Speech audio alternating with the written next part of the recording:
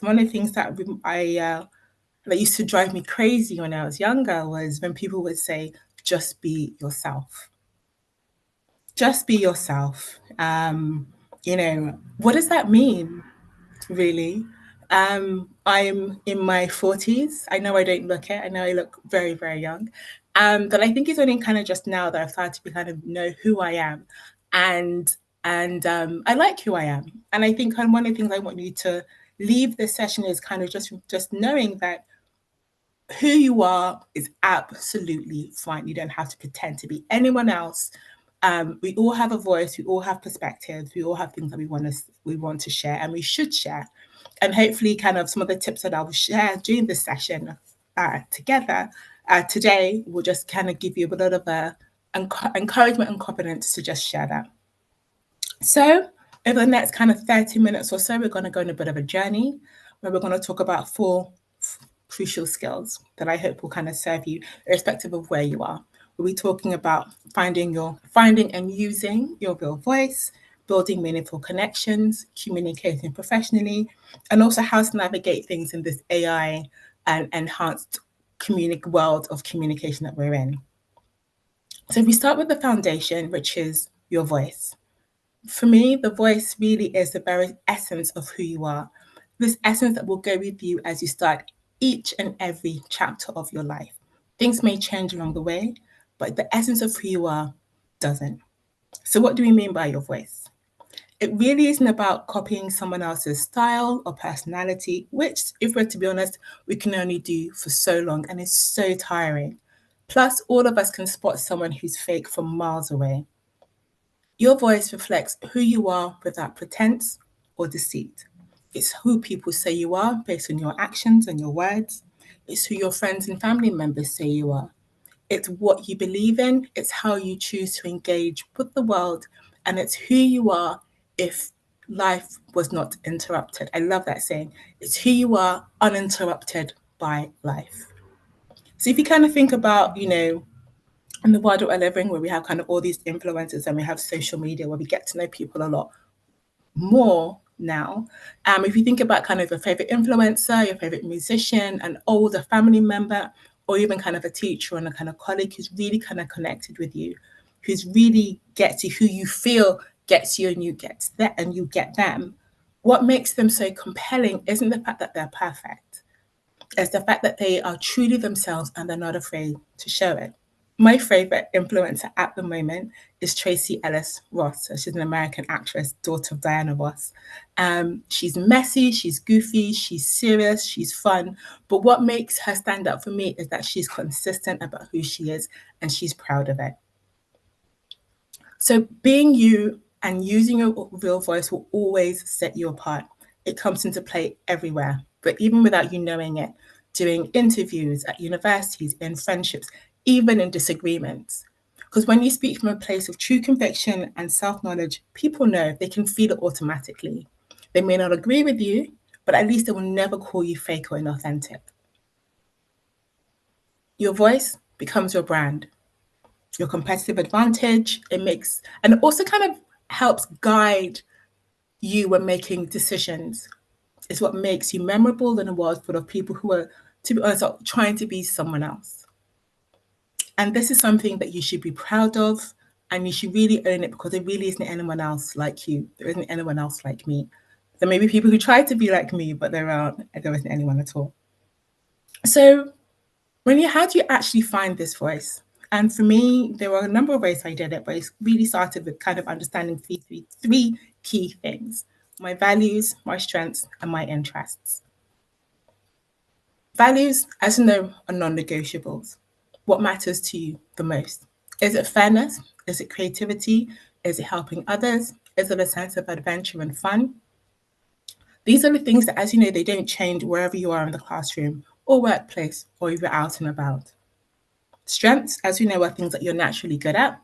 Whether you're the friend that everyone comes to you for advice, you're the friend that everyone goes to with their secrets, you're the one that can make everyone laugh when they're stressed, or you're the one that can really be trusted to tell the truth even when it's unpalatable.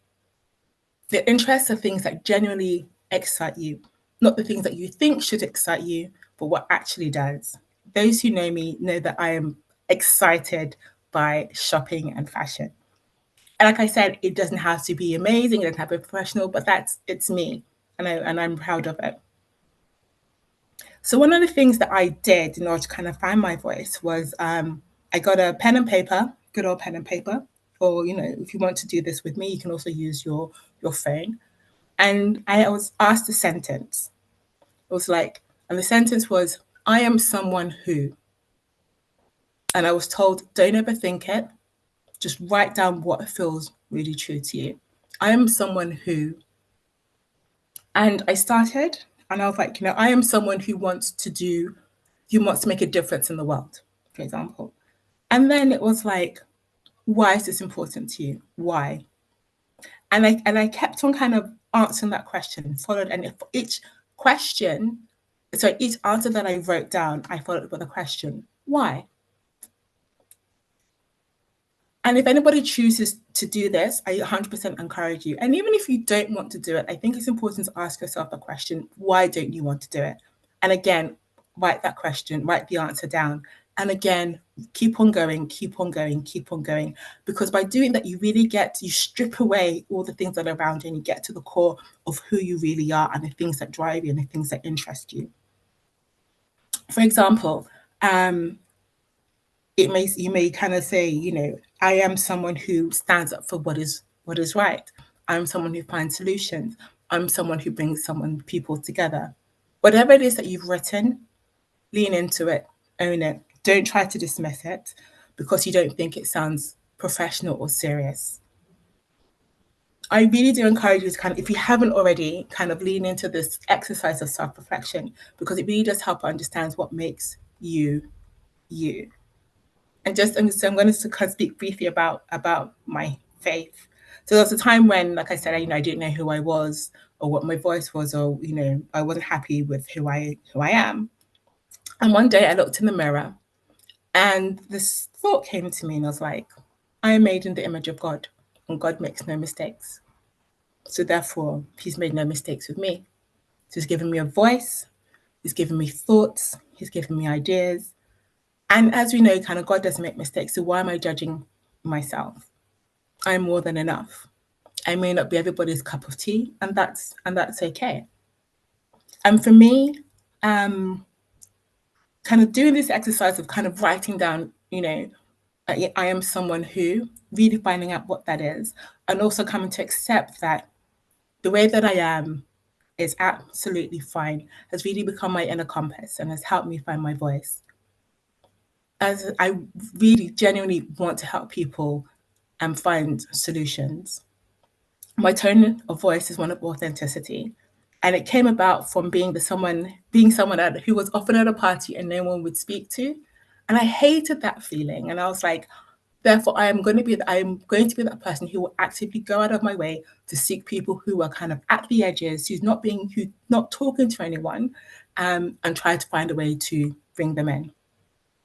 And knowing this about myself, knowing that I want to help people, has helped me so many times. It's helped me in a meeting with my CEO. It's helped me when I'm presenting to my leadership team. It's helped me when I'm presenting to people I don't already know. It's even helping me now. Talking to you all. And when I'm facing difficult decisions, I ask myself, how would someone who wants to help people handle this? Another thing is that it also means that people know what to expect of me, and that can't be a bad thing. Using my voice gives me the confidence because I'm not trying to remember who I am supposed to be. It's just who I am, and that's what people appreciate. And I hope that that's kind of the point that I'm trying to convey is when you find your voice and when you use your voice, it really does give you confidence because it's one less thing you're thinking about when you're going out into the world to speak to people, to meet people, to connect with people. And here's where it gets interesting. I've spoken about kind of going out and going into the world. Using your own voice doesn't mean you're inflexible. The most effective communicators adapt their style without losing their identity. Perfect example is Barack or Michelle Obama. Whether they're speaking to politicians, school children, community leaders, world leaders, their voice, who they are, remains the same. They're curious, they're respectful, they're genuinely interested in helping people lift themselves up. But they adjust their language, their pace, even what they wear, their level of enthusiasm to connect with different audiences. So the key is this: your values and your core personality stay consistent, but your delivery method can flex. You're not changing who you are, you're just changing how you share who you are. So, the second thing we want to talk about is kind of building meaningful connections. So, now we start to talk about your voice. Let's talk about how you can use it to build connections with others, just like networking. Networking, hi, hi. So many people get nervous about it, myself included. So let's bust the myths about networking. Networking isn't about collecting LinkedIn follow connections, um, like you would do kind of with TikTok or Instagram. It really definitely isn't about using people to get what you want. Real networking is simply building authentic relationships with people who share your interests, your values, your goals. For example, it could be a conversation you have with someone, if you're a student, kind of, at a university open day, who's studying the same course as you, for example. It can be someone at work who shares your passion for shoes. Again, I'm using myself as a reference there. Um, it can even be kind of staying in touch with an old friend who you haven't seen from primary school, or even an old teacher who inspired you. If you think about it, even this meeting that you've all, taken the time to join is part of networking. You're getting to know me, you're getting to know the things that I find interesting and I'm willing to talk about. So therefore, we're connecting, we're networking. So every time you ask someone about their job, it could be your friend, it could be a friend, it could be your parent's friend. Every time you chat to someone about, something that you find you're both interested in, or just kind of commented thoughtfully on someone's social media post, you're networking. It really isn't about knowing hundreds of people superficially. It's about connecting with people who offer different perspectives, opportunities, and support. And it's important to remember that this networking works both ways. It's not just what you can get from me, but also what I can get from you. So we're doing something at work, which is a reverse mentoring system, where people on the executive leadership team are being mentored by people who have just started working over the past 1 or 2 years. So if you think about it, people in their 50s are being mentored by people in their 20s. Why? Because it only goes to show that we all have something to offer. So remember what I said about that statement, that personal statement about, I am someone who helps, or, and my tone is authentic, or authenticity. I realize that this has become my networking superpower, because then I'm able to talk to people who are also interested in helping people in various kind of guises. It could be about kind of leadership, it could be about confidence, it could be about public speaking, it could be about kind of getting to use AI ethically, for example. Um, and I find that helps, and approaching things from that place of genuine curiosity helps me, because real people connect with real people, and we all shy away from people from people who are trying to impress us. So please remember that networking isn't about what you can get; it's about what you can learn and how you can contribute to a whole community of like-minded people who have the same goal in mind. So, the big question: how do you network effectively? It really just starts with two principles: curiosity and respect. When you approach people with true curiosity about their experiences, it makes all the difference. Instead of thinking, what can this person do for me? I find the approach that works the best is, what can I learn from this person? And that changes everything, the way you interact, or the way I interact. As I kind of mentioned at the beginning, I hate networking. I'm sorry. I'm sorry. I feel awkward. I wonder what I'm going to say. Will people find me funny? But someone told me that networking is not about talking. It really is about listening. So when you meet someone new, ask questions to show that you are interested in them as a person and in their career. Don't ask surface level questions like, what do you do, but deeper ones like, what drew you to that field. Or, what's the most surprising thing that you've learned in your role? So some of the conversation starters that I have used have been like, I'm really interested in, I use AI. We're using AI a lot at work. So I'd be like, I'm really interested in how to use AI ethically to make sure that, Black and brown people are truly represented in the outputs that come out from AI. So what advice would you give me? Or, for example, I work in healthcare communications. Another question I can ask someone is, what do you think the industry would be like in 5 years? Because things are moving so quickly. Alternatively, I may ask someone's a bit younger than me, and then they come up to me, but I may just say, well, since you started working, what things have changed since you started working? And the reason why you're kind of asking these questions is because it invites people to share their experiences and their wisdom. Because to be honest, people like talking about themselves. It's so easy. You don't have to think about some jam question that may be lost to some generation. It's not an exam. You don't have to think about it. And the answer responses come quite effortlessly. These questions also show respect for the other person's knowledge and also kind of reveals your authentic interests. So when you ask these questions, listen to what they say, really listen and pick up on things and then ask follow-up questions related to that discussion. And then that way you start a good old conversation. Plus, they remember you. Networking conversations aren't interviews. So share things about yourself as well. If someone you ask someone about, kind of how they got into the field and they say they're in sustainable fashion, for example, a good response could be something like, oh, that's really interesting. I'm also really interested in fast fashion because I read an article about kind of landfills in Ghana, for example, that are being filled up with all the kind of clothes we throw away. And then, and then the follow-up question would be, oh, tell me more about that article. And then you're going to kind of have a good old conversation from that. Also, I think it's very important to say, be comfortable with silence. If the conversation runs out of steam or the other person isn't forthcoming, please don't take it personally. More often than not, it really is about the other person who may be awkward in public settings, naturally shy, or just may not be having a good day. Alternatively, if you're not enjoying the conversation, you feel it's going nowhere, which happens, just find a way to end the conversation politely and just say, thank you, it's been really nice meeting you. I hope we can stay in touch. Or, if you do want to, if you feel the conversation isn't going anywhere, but you kind of want to get a bit more out of it, or you really want to leave some contacts, I would say things like, I've been given a target. I would say things like, I've been given a target of 5 connections. So please, can you help me out? You're my first, or you're my second, or my fifth, or my. And you kind of find that just being that kind of open and honest really does make people relax. And more often than not, the people are happy to share their contact information with you.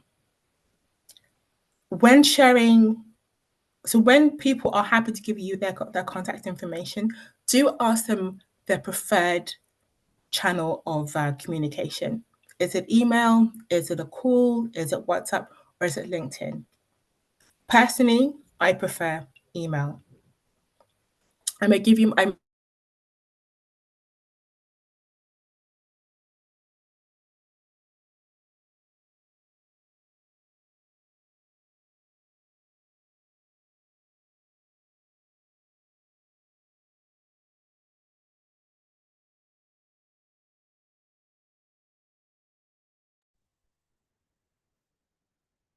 Right, please just stay put. I think Mrs. Sawyer is having a bit of network issues. Please hang on. Sure, she'll join us back shortly.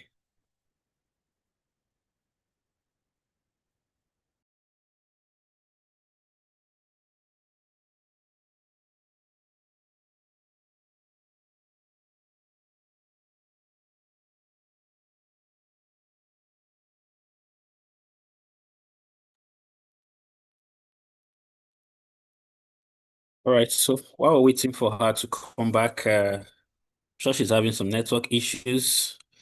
Um, she said quite a lot so far, from communication and having your voice, you know, down to, okay, yes, we have a back. Sorry about that. That was so rude. I don't know what is going on in the system trying to prevent this from happening. I'm so sorry, everyone. So sorry about that. But I'm back now. So in case Ernest, you were trying to have a conversation about something else, too bad. You have to organize your own meeting for that.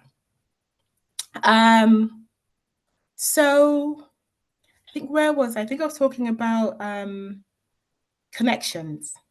All right. So you want to end the conversation and you want to ask people kind of contact details. I tend to find that the best really you really should ask people, how they prefer to be contacted. Email, WhatsApp, LinkedIn messages, ask them. And it really is their preference. As I was saying, I prefer email. Really, for me personally, WhatsApp is quite personal. But someone else like Ernest may say, "Here's my WhatsApp details. Reach out to me on that." So, saying that, do you remember the goal for networking isn't about collecting contacts? You don't get an award for having 5,000 connections on LinkedIn. What you're doing with networking is that you're planting the seeds for the relationships that will grow over time. But to water them, you have to follow up. It may be awkward, it may be uncomfortable, but following up really isn't pushy.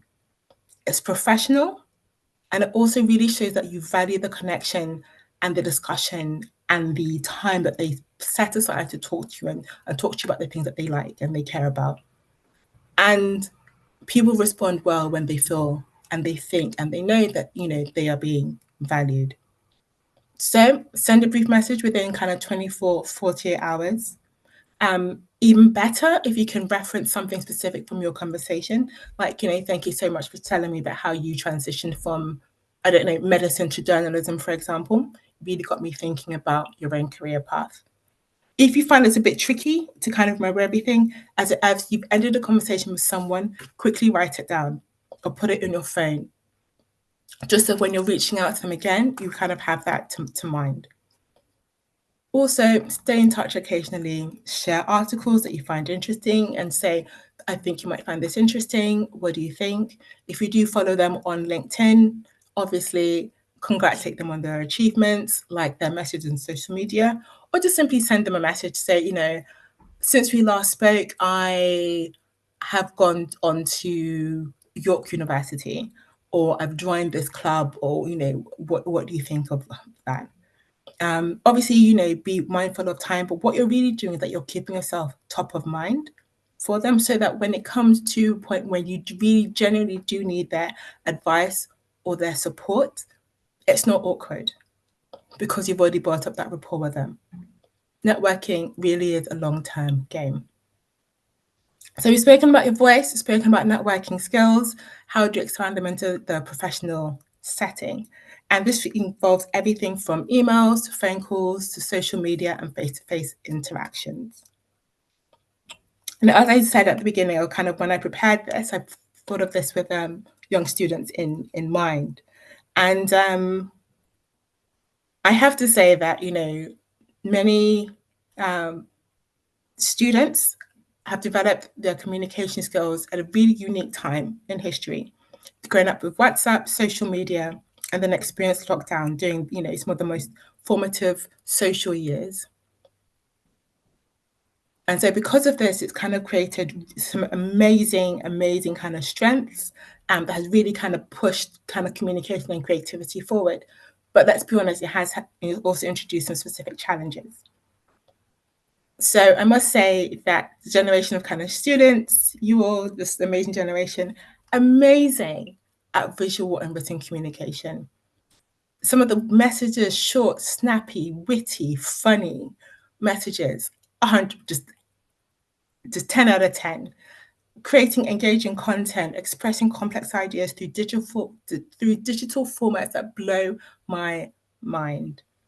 They're the masters of asynchronous communication because you take the time to think before you respond. But this is what kind of many young people have told me, and the research backs this up. Phone calls can feel anxiety provoking. Face to face conversations can feel really intense and awkward. It's really easy to kind of run away from them or avoid them altogether. And I don't blame you, to be honest. There's no edit button.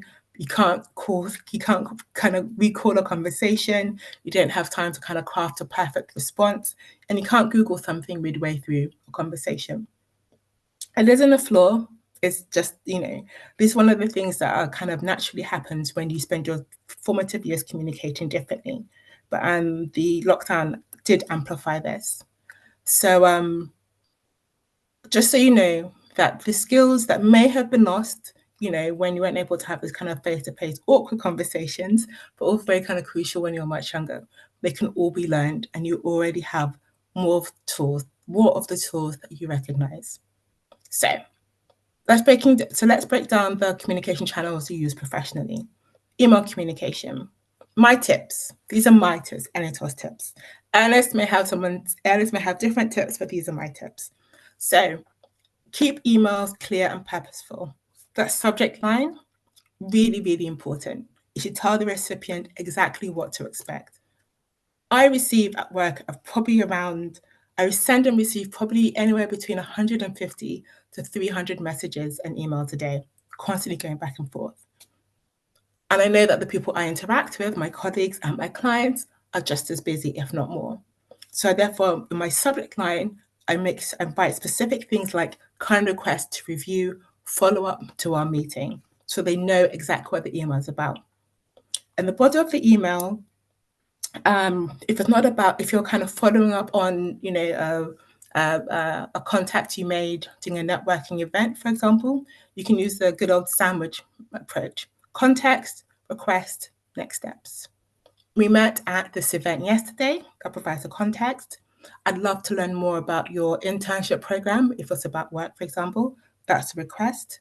Would you have 15 minutes for a brief phone call conversation this week? Next steps. But so it's easy to say this, but then how do you actually write the email? I write the emails as I would say them. I'm literally dictating it. And I'm typing it, and then I go back and I tweak and I revise it to make it sound a bit more professional if I need to. And the reason I do that is because I kind of find like it makes the email feel less daunting. Also makes it more relatable, a lot more personable. And in doing that, it makes me think of if I was the recipient, how would I want to receive this email? And so therefore it kind of makes sure that there is that level of professionalism and courtesy and respect. But what if they don't reply? Again, don't take it personally. Send another email a week later and a final one after that. As I said, I receive a lot of messages. If I see an email, I may completely miss it.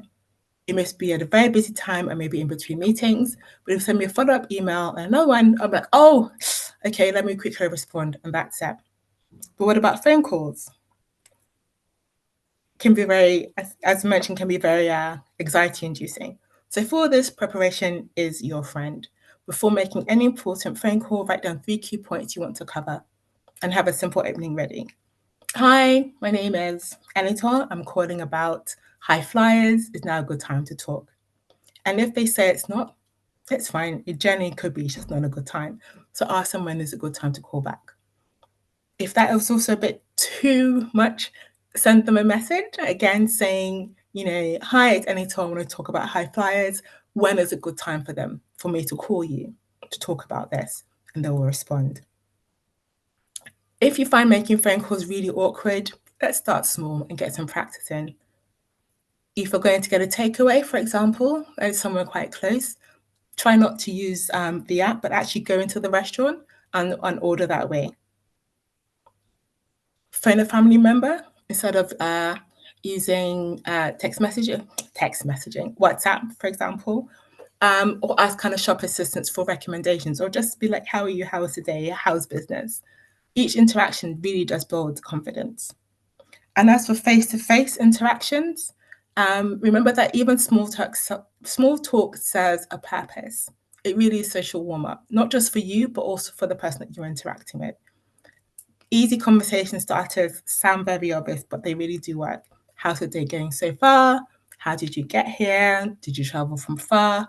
Even talking about the wonderful British weather, that helps. Or someone like, that coffee smells absolutely amazing. Or have you been to one of these events before? I would say, kind of before entering any professional situation, spend a few minutes thinking about three topics you want to discuss. And again, show interest in what people have said and reference them when you can. I think that part is really important. That bit about think about the things you want to discuss. I think I got that advice from an auntie where I was much younger, I was dating a guy who'd broken up. He wanted to talk to me. I didn't want to talk to him. They're going to talk to me, talk to me, talk to me. And I was about to say yes. My aunt asked me, she was like, if you're going to talk to him, what are the things you want to get out of the conversation? It can't always just be about them. And that's always helped me going forward. So before I call someone, I think, irrespective of how the conversation goes, I want to make sure I get this and this and this out of it. And that has really helped. Lastly, LinkedIn. Think before you post, but don't overthink it. If you write something that you think is a bit awkward, you can always take it down. Honestly, the world is not going to stop. Share things that genuinely reflect your interests and your values because you're speaking from a place of that reflects who you are and also building the connection that you made with that person already. LinkedIn isn't just for people who are looking for jobs, it's a place to kind of share your learning journey and join in conversations about topics you care about. Some of the best connections I have made is when I on LinkedIn as where I've commented um, on someone's post and we just got talking about it. And it's been absolutely brilliant. Finally, talk about kind of building real world confidence. I know it sounds really easy, but I will let you into a little secret that might sound harsh, but has really helped me build my confidence. And I'll say this to soften the blow or use myself. I'm not that big a deal. You're not that big a deal. If I say something that's silly or awkward, the world isn't going to stop. No one's going to die. People will generally forget about it. Heck, the people that you're talking to probably want to make a good impression as well. I know that I do when I'm interviewing people who are coming for a job at my interview. I really want them to like me. So therefore, I also know where they're coming from. If you're networking with someone and you're not quite sure what to say, you're a bit awkward, always remember that they have been exactly where you have been. And if they're being a bit silly or they're being a bit distant, you probably didn't want to know them anyway, so just walk away. Another trick to building confidence, or faking it at least, is smile. I know it sounds so cheesy, I know it sounds so 1990s or 80s, but it really does work. I smile when I'm talking to someone on the phone because you can literally hear a smile on the other end and it puts the other person at ease so they can relax. Heck, I sometimes even smile when I'm writing an email to someone that I may not know that well because I've kind of found that it changes my tone. And again, it makes me kind of more personable and relatable. And the words just come out better. But, if you're not ready to engage, that's absolutely fine. But do remember that it's the thing that you fear the most is the thing that you have to do to achieve success. Earlier when I spoke about AI and how I'm really interested in it, I think it's really important that we talk about it. We're in a world where generative AI, Gen AI, can write emails, create presentations, even give you advice about kind of diet and exercise. And it's really powerful. So let's not pretend like it's going to go away. So rather than and many of us are using it anyway. So how do you use it to kind of enhance our real voice instead of kind of replacing it?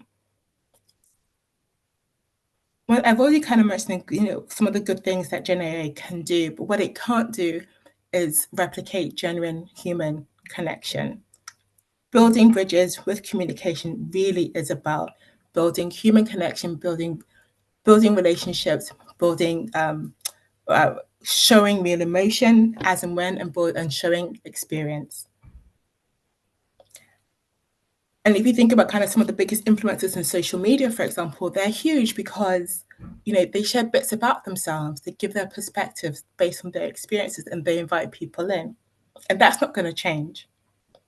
And I think kind of thinking about the world that we're in in the context of this, of kind of high flyers, we're in a world where 90% of students, I think I read on The Guardian today, like 92% of students admit to using AI with schoolwork. So therefore, sharing a personal voice and your experience is even more valuable because it really will help you stand out. So, like I said, AI helps put in a prompt. I need to write a cover letter. It happens. It's easier to start. It's really hard to start from a blank page. So ask the prompt. Ask ask Gen AI whatever it's given you. Let's be honest. Probably copy and paste it, but then you have to rewrite it. You have to rewrite it using your own words. You can generate an amazing cover letter, but it will be so flat. It can't bring your enthusiasm to life. It can't bring your passion. It can't reflect the way your voice changes when you're talking about things that really excite you. For the working world, an AI generated cover letter can can open the door for you, but it can't answer the questions that an interviewer will ask you when you're kind of face to face.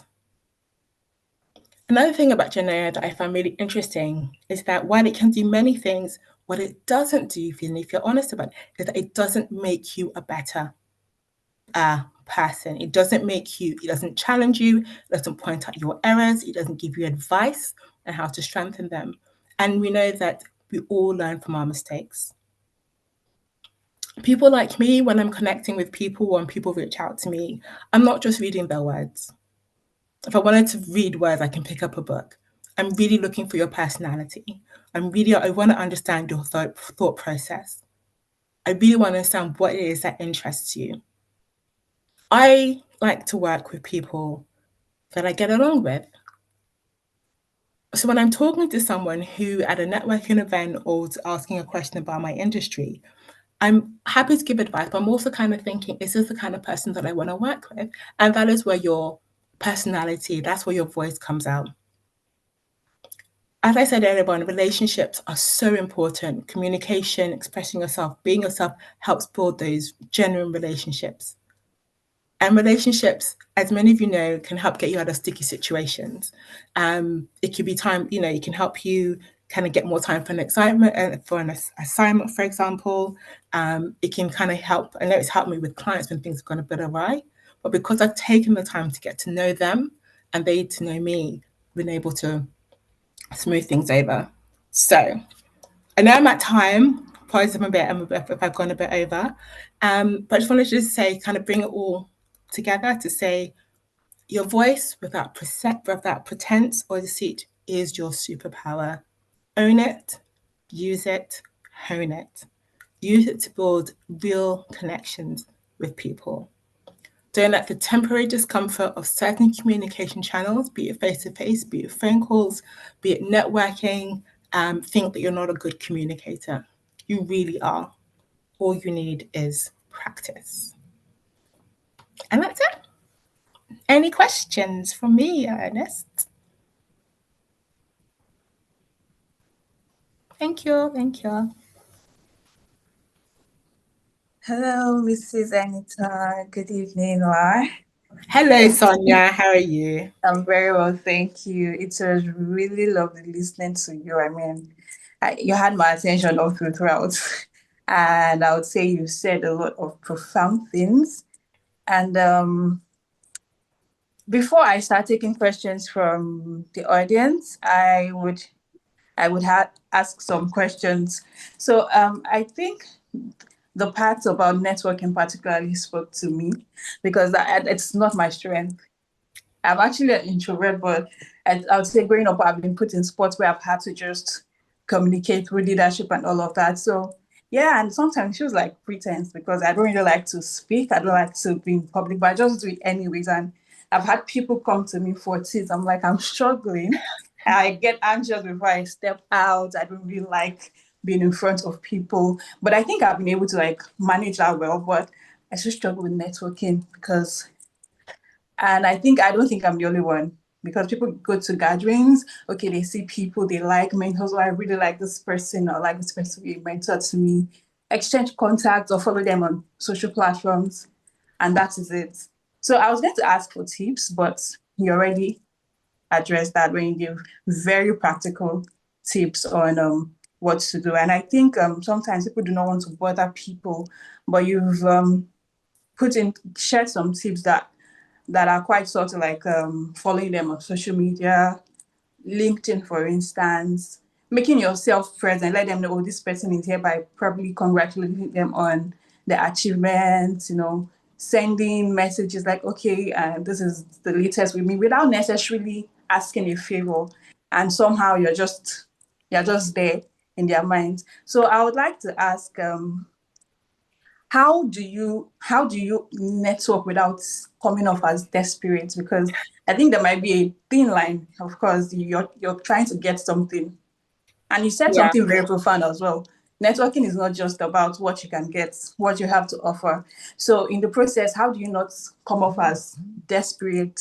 And is that a good look for someone who's trying to Thank you so much. Thank you so much. I think like you, I'm quite an introvert. I call myself, as many of us probably are, we're like introvert, we're extroverted introverts. And that, when we need to, we step up and we put on this outfit, this cloak of confidence, when we go out there and so definitely not alone.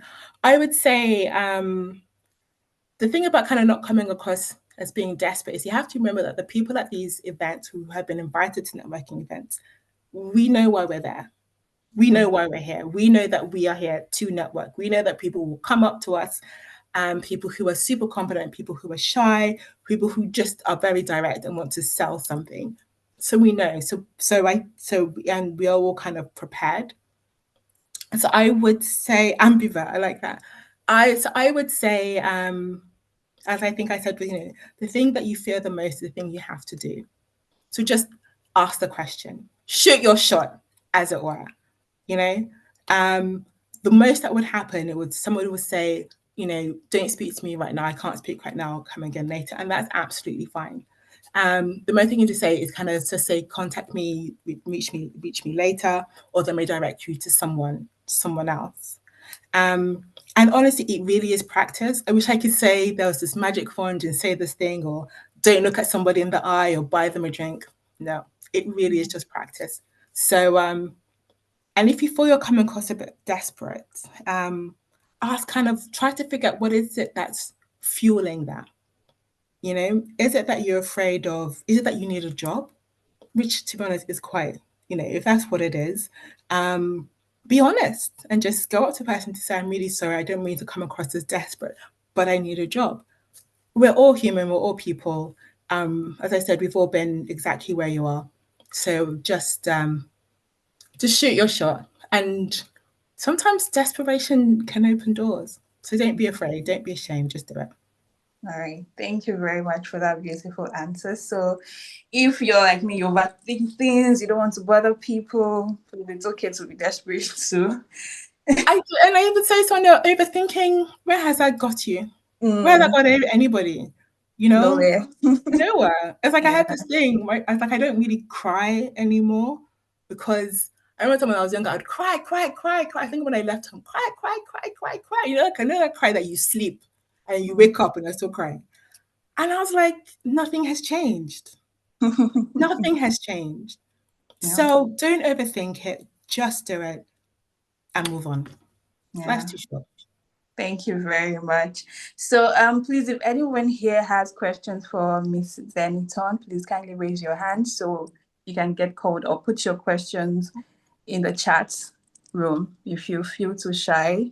But no one should feel shy here. We are trying to start practicing. Shoot your shots.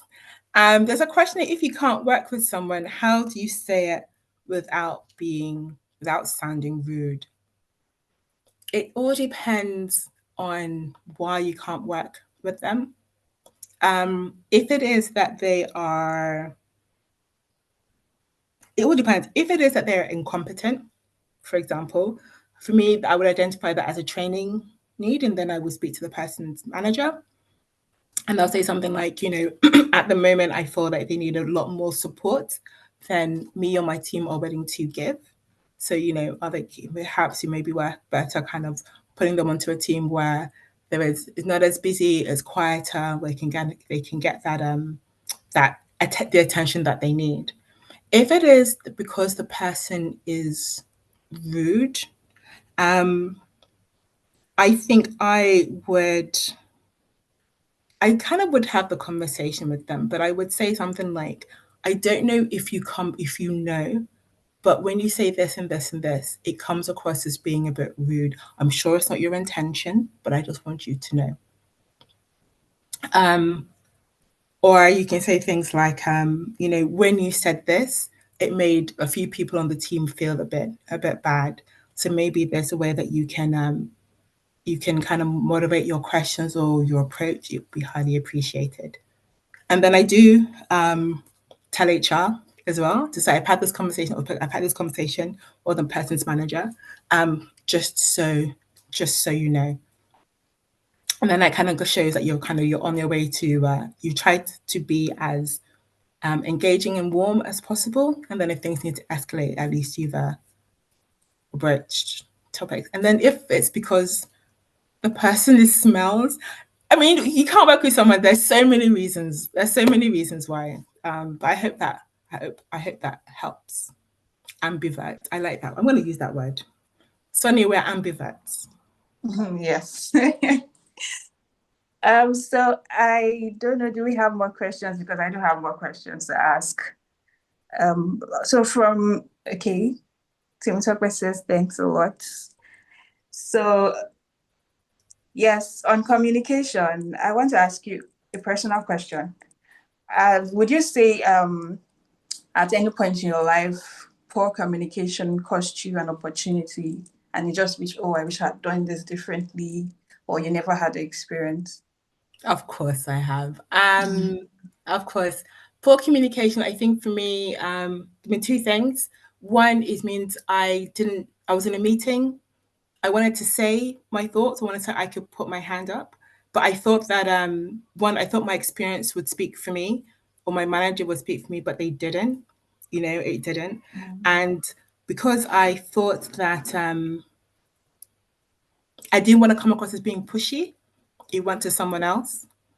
That thing pained me. It pained me so much because I know I could have done a good job. I knew it would have provided an opportunity. And so now, I found a way to work on that project, but it wasn't mine. So now I say it really. Or if I identify an opportunity, I'll think about how I'm going to present it to the CEO or to the manager in a way that shows it's kind of benefiting the company and present it that way.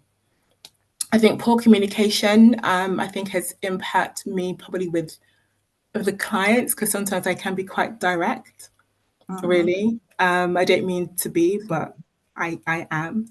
And so therefore, yeah. And I think they had done something to a colleague of mine that I didn't appreciate, and I told them. And I said they were being unreasonable, and that can't happen. And they called my boss and tried to get me fired. But because I had built up a good relationship with my boss, through communication and networking. They knew who I was. And so they kind of knew that if I were to say anything, it was because there were extenuating circumstances. So they're able to kind of defend me. And then afterwards, they told me. But I think I would always say poor communication. I find poor communication happens when we don't trust our instincts. You can be in a situation and instinct is saying, ask the question, put your hand up, say something, and you're like, I can't. But if you listen to your instincts and do it, they never let us, it's never wrong, you know? And often I find that if you ask a question and you don't want to appear as being stupid, I find that a lot of people want to ask the exact same question, but they don't know how to. So therefore, I will say to myself, I'm asking this question on behalf of other people, or I'd say things like, for my information or for my education, can you please explain? So that's how I ask questions that I'm like, oh, I may have missed it, but I may, so I found that. So yeah.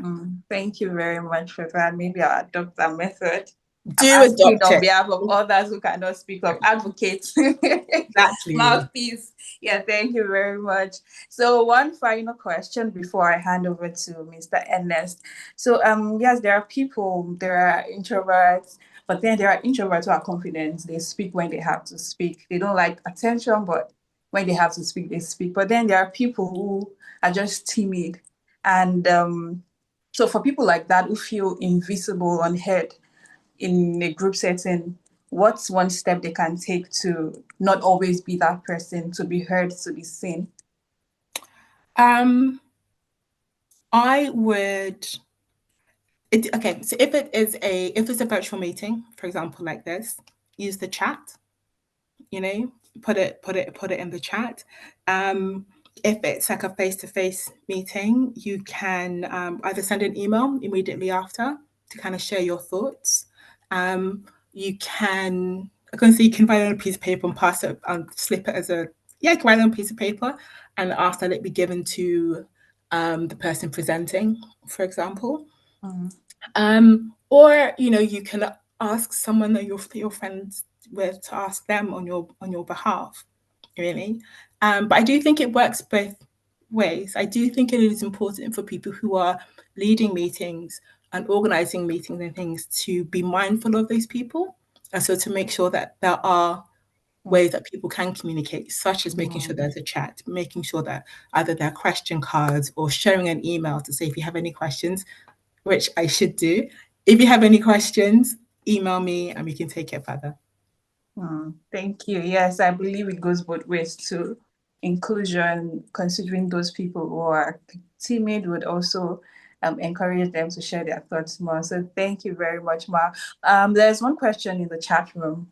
It says, for students who feel they don't have anything valuable to offer yet, how can they still contribute to a conversation of networking relationship? Um, Gosh, I would say I think it depends on the person they are speaking to. Obviously, they've gone to the event for a reason. It could be something that they were forced to go by their parents, for example. Um, but hopefully, they've gone to an event that either aligns with their kind of their academic work or the future studies. And so what I would do is that I would go prepared. I would have a list of questions, you know, that has to do with your course. It could be, I want to study law at Yale, for example. What are the things you think I should do? Or if you know who is going to be at this event, research them.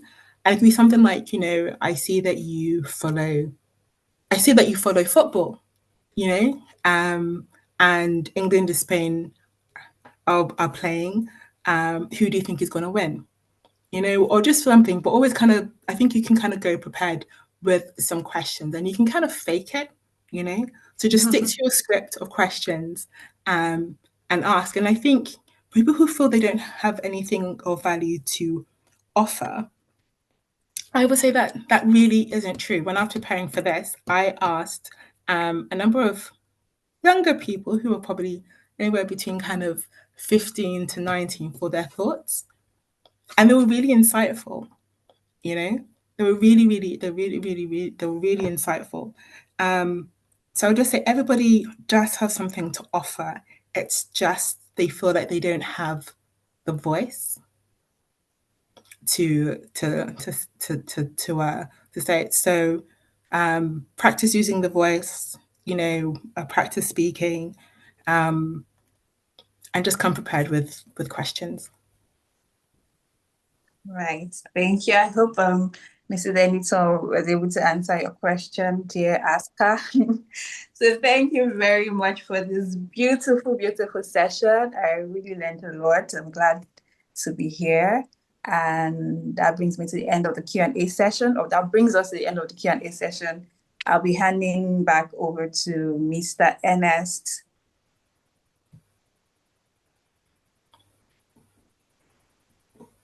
All right, Sonia, thank you so much. Thank you so much. Thank you again, Mrs. Eniton. That was a wonderful session. I love the calmness. I'm sure a lot of persons will be expecting some different kind of presentation, but it was really cool. It was very natural. It was very engaging, and you gave out a lot in just that period of time. So I was checking my time to know whether uh, to tell you, okay, it's time up. But I said, no, she needs to get all of these things out. She needs to give us as much as possible. And you Sorry. did just that. Thank you so much, ma'am. Really appreciate you. Thank you so much. And then for those of us that are still here, you want to ask questions, we can give you maybe the next 5 minutes. If you have any questions, please don't hesitate to ask. You can put up your hand. I'm just checking if I have any hands up or look at the chat again. All right, thank you so much. And then thank you so much, Sonia, again for that wonderful piece of anchoring. I know you always deliver. Okay, thank you. I don't think we have any other question. In the absence of any other question, I just want to say a big thank you again to our guest for taking our time to be with us this wonderful Sunday evening out of your very busy schedule. I know it's not easy to pull you out, but somehow you make time for us, and I just want to appreciate you and every other person that took our time to be here with us today. I'm seeing Mayowa on the call. Is that our Mayowa? And every other person, I just want to thank you so much for being a part of this. But before we go, I'd like to quickly um, inform us of what is coming up next, what we should expect on the High Flyers. Now, the High Flyers is a community. In case you are joining us for the first time, High Flyers is a community of 16 plus students, okay? Students of ages 16 and above. And what we offer here on this platform is career counseling, academic guidance, personalized mentorship, subject-specific tutors. University has mission, clear career progress. If you have any students in your circle, be it your child, your ward, your brother, your sister, you want them to be a part of this community where they are enriched, where they are built up, where they are develop, and we guide them in the right path as they aspire to greatness, as they aspire to become that which you want them to be, that which they want to become, great citizens of of them, of the country, wherever they are from, great citizens of the world, where they can be really, really competitive and they can just stand out. That's what the platform is about. So we're encouraging you to join us today if you haven't joined our community. And we also want to use this medium to notify you that we always have this webinar every fourth Sunday of the month. All right. Today being the 27th of July is the fourth Sunday of July. And next month, 24th August, is the fourth Sunday of August. And we're having another very interesting session, this time with Benedette Okunsaya. It's gearing up for the new academic session. We know that, yes, the students are on holidays, and we know that by September, a lot of students will be going back to school, and we just want to make sure that they are well prepared. They have all that they need to know the right information, to just make sure they are well prepared and fired up for the new academic session. So you don't want to miss this particular webinar. Mark your calendar and just plan for it. And I bet you would not regret it. So inform all the 16 plus students that you know in your circle and make sure they're part of it next month, 27th of August to be precise. And as well, you can join our High Flyers community to stay connected and access updates, resources, and opportunities. The link has been shared in the chat box. Please click on that link and you'll be right there in our community. We are so glad to have you on the call today, and we look forward to have you in our subsequent webinar. Once again, I want to appreciate everyone for being a part of this. Thank you again to our lead consultant, Dr. Halu, founder of Brace and Butter, for putting up this, offering up this wonderful opportunity and always giving us, the right speakers, experience, hands to educate us, to enlighten us, and we are so grateful. And every other person that is here, friends, associates, you're all recognized and appreciated. Thank you again for being a part of today's session, and we look forward to having you same time, 8 p.m. on the 24th of August. All right. Thank you so much again, and do have a wonderful evening. Bye-bye. Bye-bye. Thank you. Bye. Thank you again, Ma.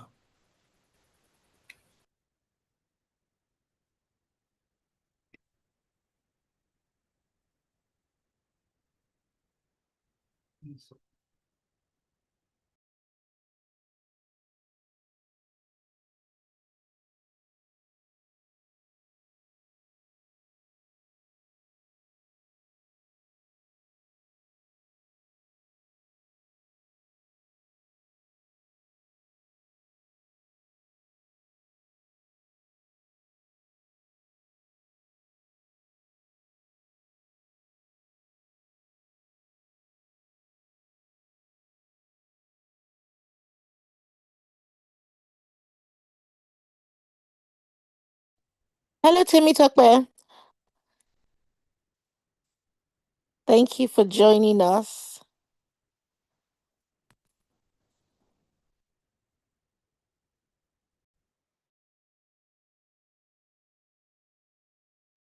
Thank you very much, too. Please tell us. We're curious to know how you heard about the event. On Facebook. Oh, fantastic! On Facebook. Yeah, on Facebook. That's amazing. Are you based in the UK? I don't know why I'm echoing. Sorry. Are you based in the No, UK or in Nigeria? Nigeria, Lagos to be precise. Oh, that's nice. That's nice. I'm going to send you my. Sorry. I said okay. Okay, I'm going to send you my number in the chat box. If you can please connect with me, I'd love to connect with you some more. All right, thank you. Okay, I really do. amazing. Thank you. So I put my number there. My name is Alo. I know I'm logged on this as Tosin, but I'm Dr. Alo. Okay. Okay, so Yeah. hello. Yes. Have you seen my number? I have. Thank you Great. very much. My pleasure. I look forward to getting a message from you and connecting with you Okay. some more. Okay, as soon as possible. Thank you. Great. All right then. Thank you. Have a wonderful evening and a great week. Yeah, you too. Thank you. Thanks a lot. Bye. Bye.